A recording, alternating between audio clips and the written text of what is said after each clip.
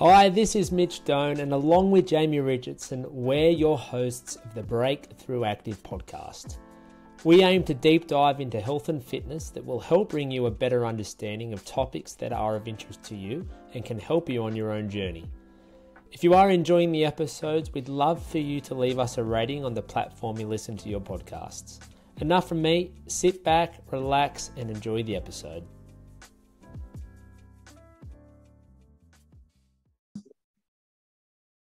Hello and welcome back again to the Break-Thru Active podcast. Today I've got one of our fantastic members on from our Adamstown gym. I've got Sarah. So thanks for coming on, Sarah. You're welcome. Sarah's been training with us for quite a while now, since start of 2021, if I'm not mistaken.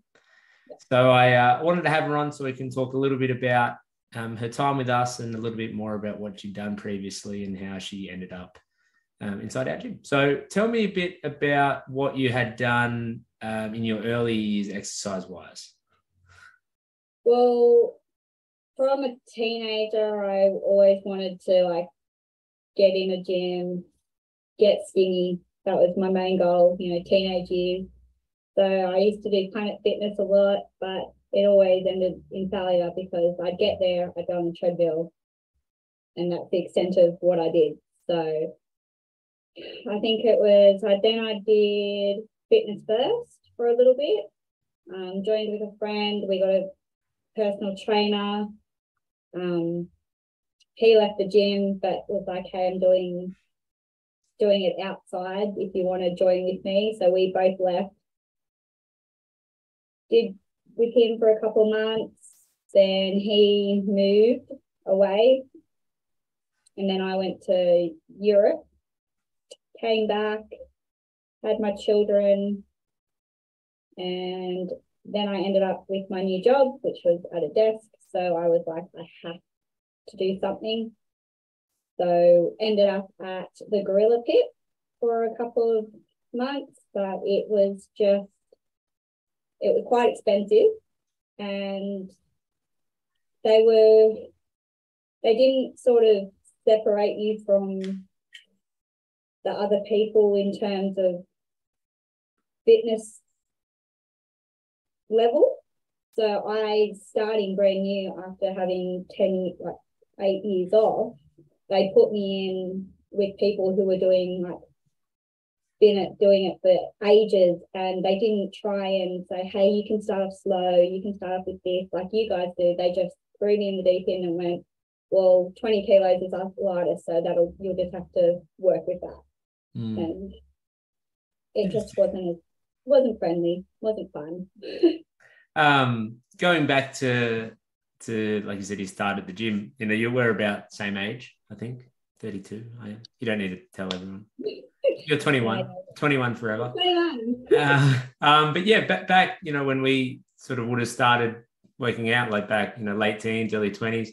That was kind of what you did. You go and join a gym because there were, like, as in a big gym where you go in, treadmills, ellipticals, recumbent bikes, weight, all the machines, and then you could do like the sort of classes in there if you wanted. But I guess the options to work out weren't as big as they were now, which is something that always interests me, because I talk to younger people now who are say 20 years old, and they're more likely to have done something like this as opposed to probably go and join the gym. So back then you had to kind of get your own personal trainer like you did to get help if you weren't really sure what to do. There wasn't as much information online. So that's where, even when I first started as a personal trainer, that's where if people didn't know what they were doing in the gym, they needed help. And that's where it can be quite expensive doing one-on-one training, which is where the group stuff obviously is a little bit easier. But with your story about obviously leading up to having kids, and then when you have kids and then it just goes on the wayside, like you said, for about, we said 7 or 8 years. Very, very common, I think, when, obviously I don't have kids, but for a lot of the mums who I've spoken to over the years, it's a very similar story where life just goes on hold. Sometimes it's 1 year, sometimes 5 years, sometimes 7 or 8 years, sometimes 10 years, and it's not until that they get a little bit more I guess, balance in their life, or they have the opportunity to do it. But what was the thing that wanted to sort of change for you into getting back into the swing of it when you started at the other gym, sort of after kids? Well, it was mainly to do with my new job. Like, I always was in hospitality or retail, so I was always on my feet. So I never really had an issue with, being a physically active person. But new job, I sit at a desk for 6 hours a day, 4 or 5 days a week. And there's a little thing at my company, they call it the Amy ass, where it's just inevitable that everyone grows an ass when they start. What did you say it's called? Sorry. Amy ass. Amy. So a little ode to where I work, but it's like everyone says it's inevitable. Like, people will get fat. It's just known, and that terrified me. So I was like,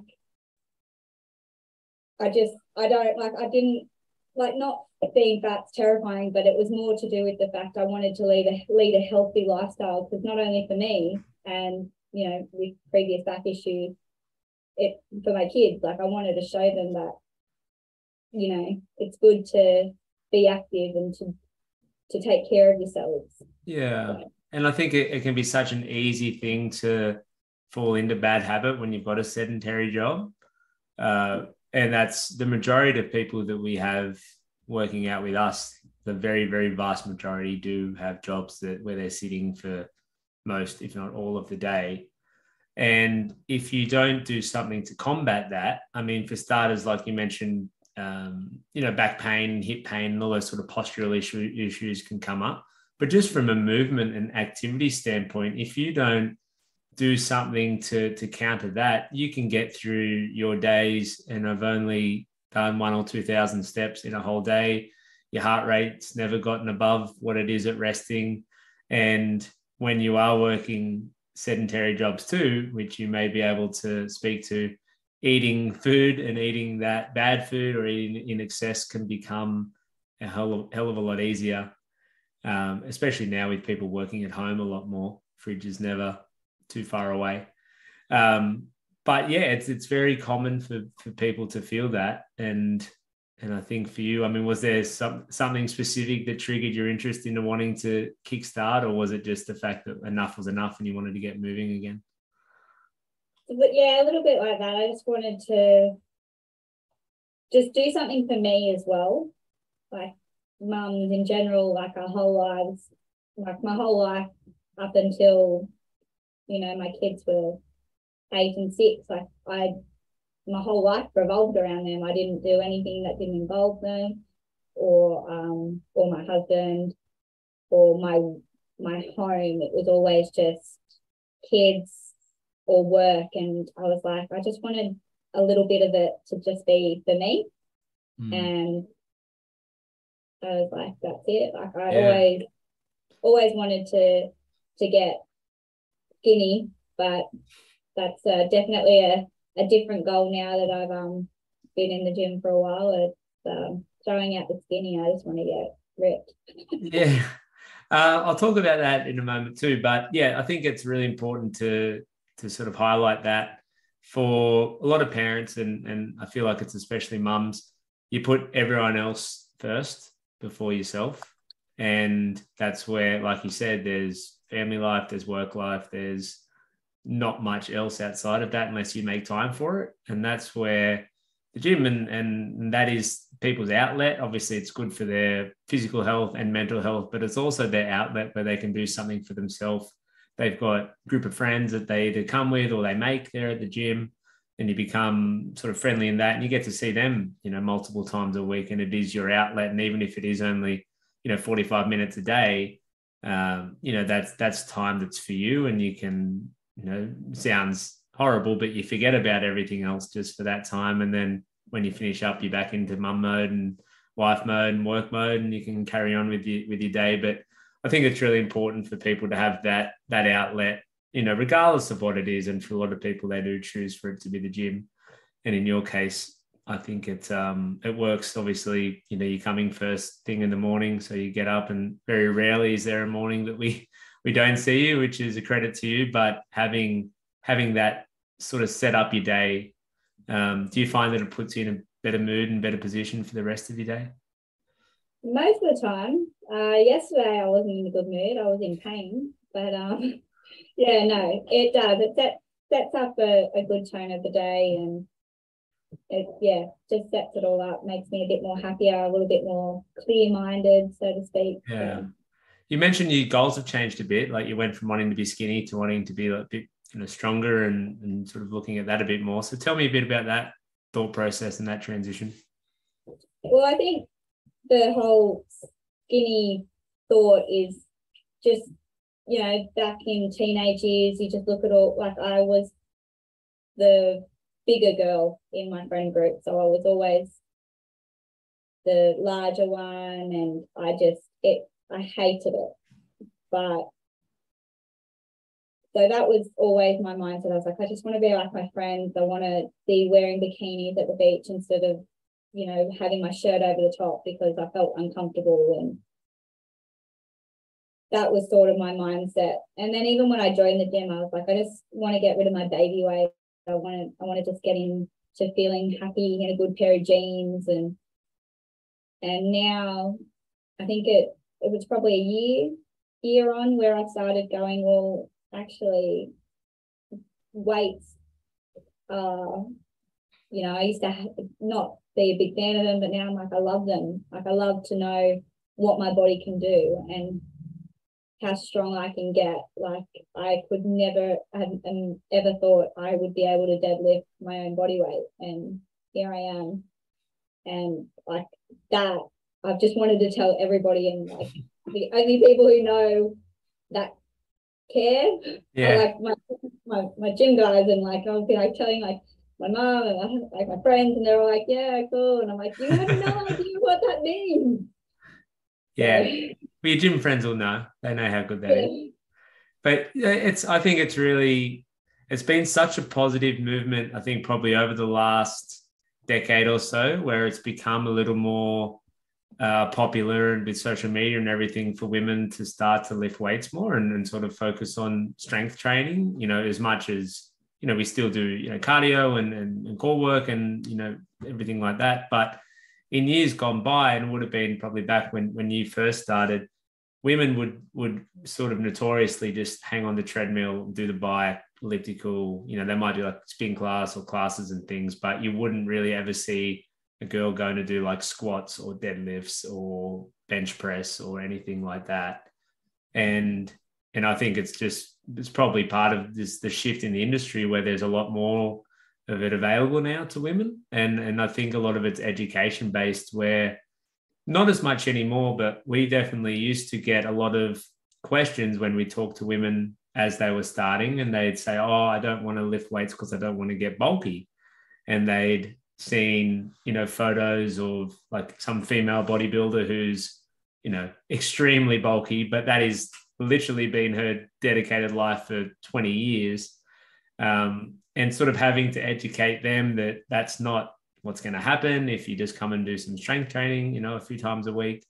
But now it's a lot more widely known that that's not going to happen. And more to your point, having goals around strength is so much healthier mentally than having goals around how much you weigh. And that's where, you know, we purposely don't have scales in the gym, and we still get asked at the moment, like, do you guys have scales? And we say no, like, and it's not because we can't be bothered getting a set. It's just that we don't want people to come in, jump on the scales every day or once a week and get disappointed if they put on 300 grams. But there are so many other things, like you mentioned, with, you know, deadlifting your own weight. Like I think I might have even been there the day you did that, which was really cool just to see how happy it made you and show like all your hard work over the last, you know, it's been sort of over 18 months now, but at that point, you know, all your hard work up until that point, you know, it paid off. So just a bit of a different shift. And it's been interesting for me to notice over the years how more women are interested in it, which I think is great. I wanted to touch quickly on some of the sort of issues you've had? You had a bit of back pain when you started, and even I think it was a bit of knee pain too. A few things that we kind of had to be mindful of. So talk a little bit about how that's changed since you've started working out more. My back pain was all resulting into, I had back surgery when 6 years ago, and that was always a big factor for me. I was terrified to do anything, weights or anything like that, because I didn't want to go through what I went through. So I had a bulging disc. It hit my sciatic nerve, and that was it for me for a year. And having been told that the disc below is also slightly bulging, or just always had my mindset of I can't do anything, because one false move and that one will go and I'll be back to square one. So any sort of back twinge, pain, uncomfortable, I was like, nah, I'm out. Don't want to do that. And I think when I started, I straight away, I was like, I can't do anything. And you guys were really, really supportive in that. But I think over time, you sort of realize that it was more up here than actually my body saying no. It was more like my head saying no. It's a huge mental hurdle to get over any sort of injury. And then, like you said, especially with your back, because it, effectively everything you do, like your back's involved. Not just a body weight deadlift, which is kind of interesting that now you're like so strong, and that was something you were mindful of. But yeah, any sort of, like you said, you're so hesitant and you're almost like guarding that area. And then there is a bit of a mental side of it where you actually can sometimes trick yourself into feeling like you are in pain when it's just not. It's just muscle pain, or it's just general feeling. How does it feel now? I mean, how has that kind of changed? I mean, it's so much better. Like I barely have any issues. I mean, there's a few exercises.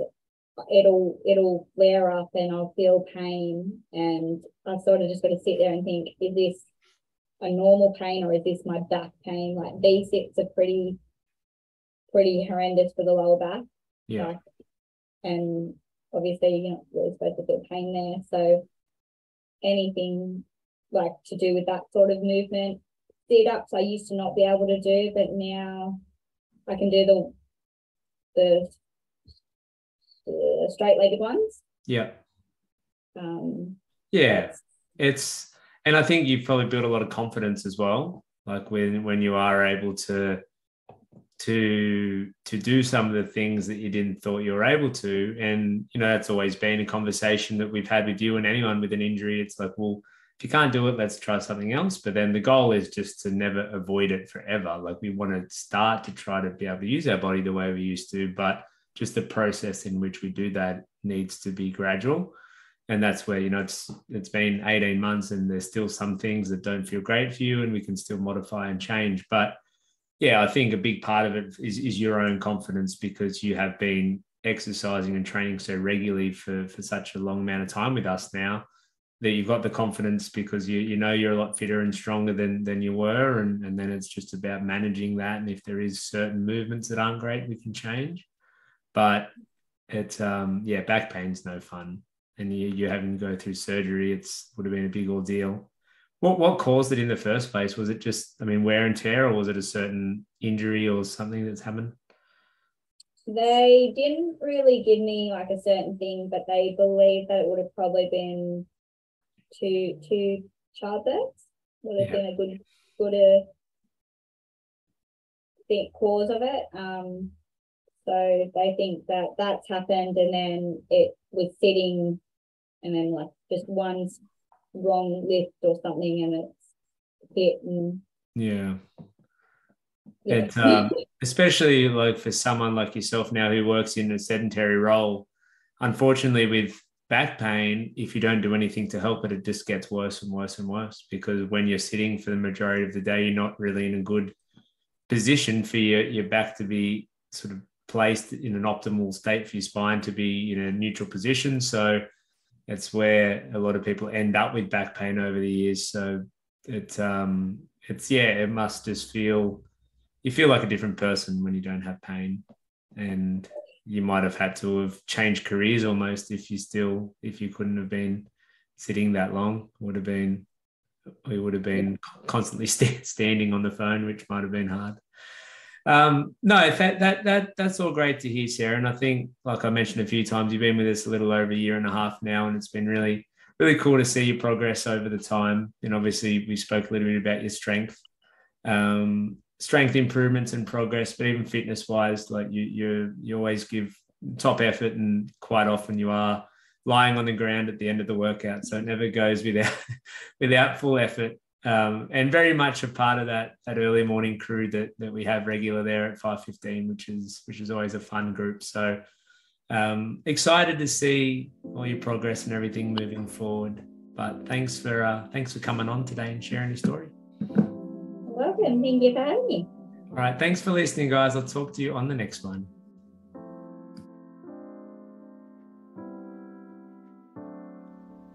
Thank you for listening. I hope you enjoyed the episode.